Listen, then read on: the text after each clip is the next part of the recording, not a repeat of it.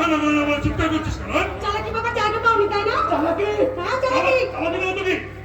গয়না চুরি হয়ে গেছে বলে এই গয়না চুরি হয়ে গেছে বলে গোটা মুছে পাড়ার লোককে তুই মুখুজ্জের সামনে এসে দাঁড় করিয়ে দিবি।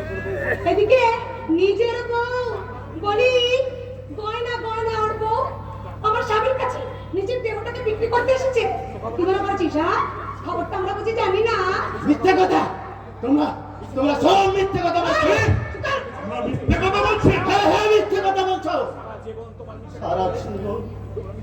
সারা জীবন তোমরা মিছে কথা বলে এই গায়ের নবকে ঠকিয়েছো, মেঘা বাবুকে ঠকিয়েছো, আর আজ আমাকেও ঠকাতে চাইছো।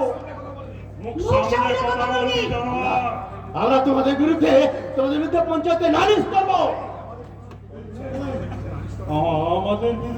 আমাদের বিরুদ্ধে পঞ্চায়েতে নালিশ করার আগে তোর ওই বড় বাবু মানে দেবনাথ মুখুজ্জের নামে নালিশটা করে তার মানে